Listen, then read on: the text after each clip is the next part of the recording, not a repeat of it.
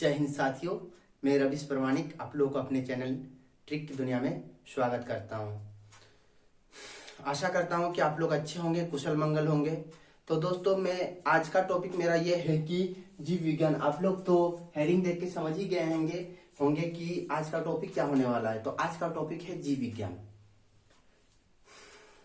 तो जीव विज्ञान यानी बायोलॉजी। बायोलॉजी आखिर कहते किसे हैं, आइए हम लोग जानते हैं।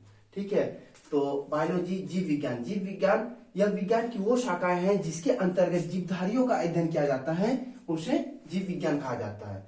और अगर सिंपल सी साधारण भाषा में अगर हम लोग जानते हैं तो जीवन का अध्ययन ही जीव विज्ञान है। तो जीव विज्ञान शब्द, आखिर जीव विज्ञान शब्द का प्रयोग सर्वप्रथम किसने किया था? तो जीव विज्ञान शब्द का सर्वप्रथम प्रयोग लेमार्क ने किया था, जो कि फ्रांस देश के हैं, एवं उसके साथ ट्रवी रेनस ने किया था, जो कि जर्मनी देश का है। कब किया था दोस्तों? 1801 ईस्वी में किया था। कब किया था? 1801 ईस्वी में किया था।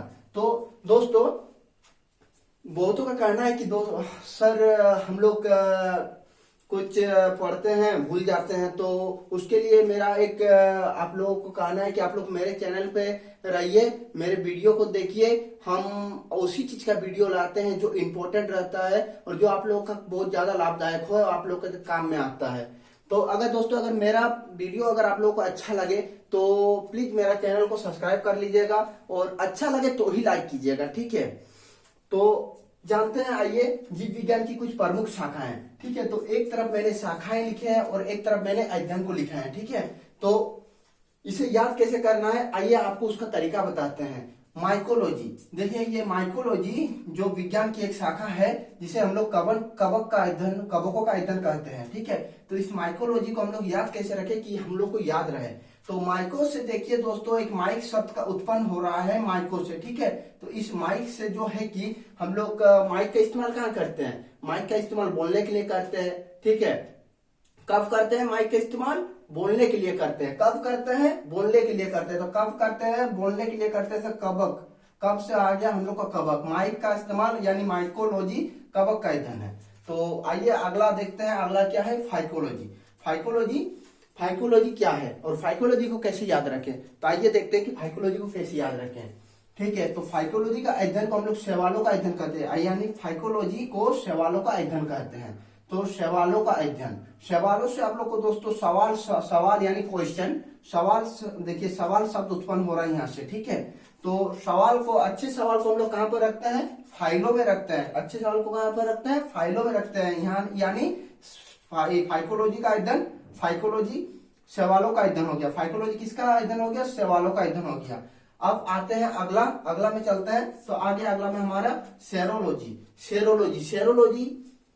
छिपकलियों का अध्ययन है। तो इसे सिंपल भाषा में कैसे याद रखें, आइए देखते हैं। शेरों का अध्ययन यानी छिपकलियों का अध्ययन, सेरोलॉजी। तो दोस्तों, शेर को देख के अच्छे छिप जाते हैं, शेरों को देख के अच्छे लोग छिप जाते हैं, यानी सेरोलॉजी छिपकलियों का अध्ययन। यहाँ से शेर को देख के अच्छे लोग छिप जाते हैं। छिप जाने से हम लोग को छिपकली शब्द उत्पन्न हो रहा है, और सेरोलॉजी छिपकलियों का अध्ययन है।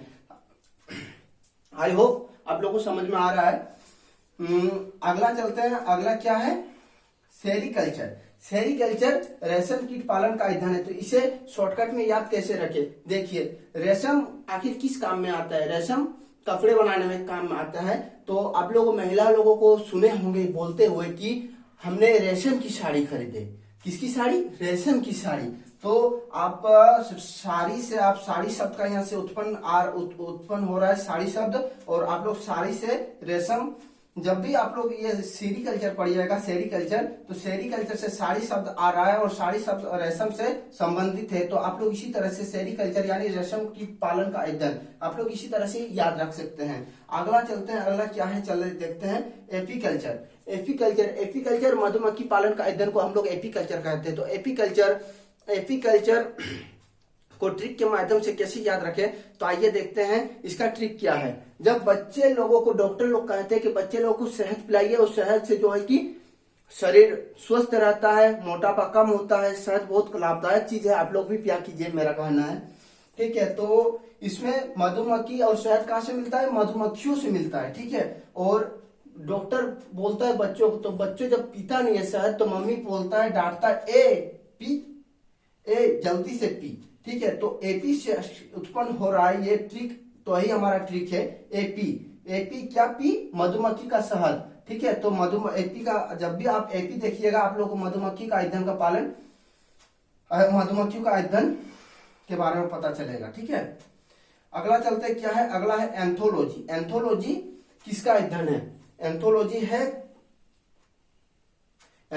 है पुष्पों का ईंधन। तो इसे याद कैसे रखते हैं? ट्रिक के माध्यम से, आइए देखते हैं। तो इसका शानदार एक ट्रिक है, चलिए आप लोग को एक कहानी के माध्यम से बताते हैं कि एंथोलॉजी को कैसे याद रखें। तो एक लड़का जब गया मार्केट, क्या लेने? फूल लेने। क्या लेने गया? लड़का फूल लेने मार्केट गया।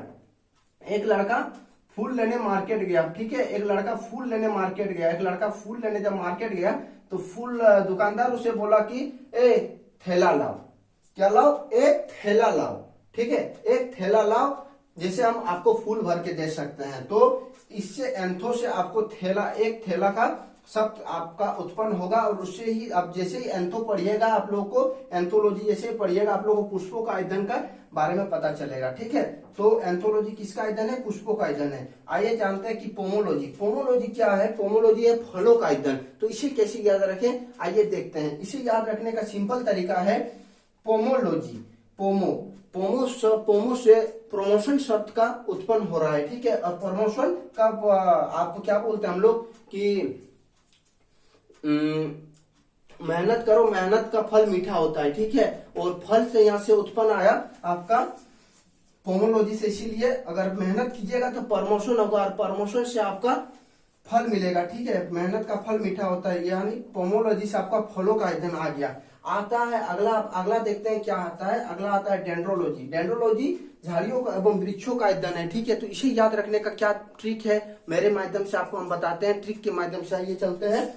तो डेंड्रोलॉजी एक सिंपल सी भाषा से अगर कहा जाए तो डैंड्रफ, जब सिर पे डैंड्रफ होता है ना तो बाल झड़ने लगता है। ठीक है, तो यहाँ से आप लोग एक पकड़ सकते हैं डैंड्रफ। ठीक है, डेंड्रोलॉजी वृक्ष और झाड़ियों का ईंधन को डेंड्रोलॉजी कहते हैं। या तो इसका अगला ट्रिक, अगर आपको ये ट्रिक पसंद नहीं आ रहा है तो अगला ट्रिक बताते हैं। डेंड्रो से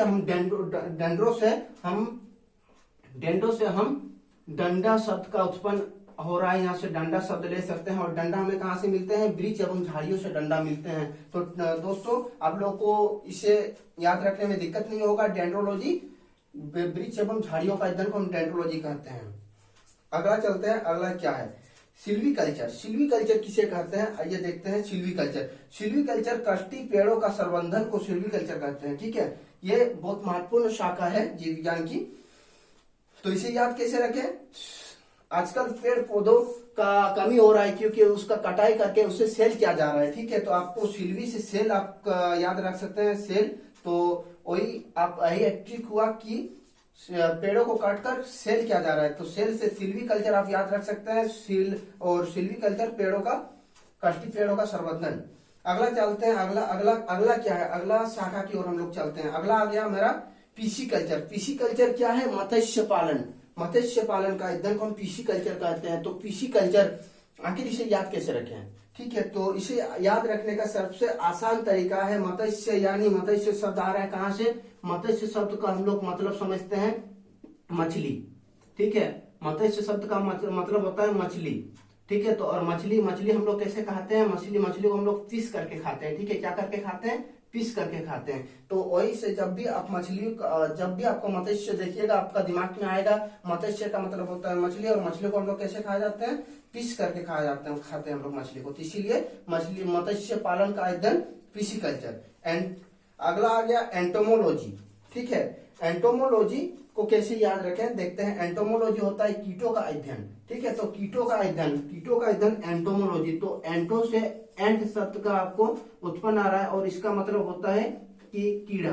ठीक है, तो वही बात होता है कीटों का अध्ययन एंटोलॉजी। जब भी आपको एंटोलॉजी देखिएगा तो आपको कीड़ा का, आपका एंट का आपका उच्चारण यहाँ से होगा, और आप इसे आसानी से कीड़ा का अध्ययन को एंटोलॉजी कहते हैं। ठीक है, अब अगला अगला अगला ट्रिक की ओर चलते हैं और अगला शाखा की ओर चलते हैं। अगला शाखा आ जाता है ऑर्निथोलॉजी। ऑर्निथोलॉजी इसे हम लोग कैसे याद रखें, ठीक है। ओरनी, देखिए इसका आगे का वर्ड पकड़िए, ओरनी। ओरनी मोरनी, मोरनी एक पंछी है, इसी से आपको डिनोट होता है कि ओरनी मोरनी, ठीक है। जब भी आप ऑर्निथोलॉजी पढ़िएगा तो आपका आगे का वर्ड पढ़िएगा तो ओरनी आ गया, ओरनी से आपको आ गया मोरनी, ठीक है। और मोरनी एक क्या है, मोरनी एक दोस्तों पंछी है, ठीक है। और पंछियों का अध्ययन, इसीलिए ऑर्निथोलॉजी, ऑर्निथोलॉजी, ठीक है। आप आई होप आप लोग को मेरा ये वीडियो पसंद आ रहा होगा। अगर पसंद आ रहा होगा तो आप लाइक कर सकते हैं, कमेंट कर सकते हैं और आगे हमको बता सकते हैं। और आगे चलते हैं, आगे जीव विज्ञान की ओर आगे बढ़ते हैं। जब हम लोग जीव विज्ञान पढ़ रहे हैं और इसमें जीव किस किस का, इसमें अरस्तु का अगर व्याख्या नहीं हो, अरस्तु का बात नहीं किया जाए तो जीव विज्ञान पढ़ना ही बेकार है, ठीक है। तो आगे चलते हैं।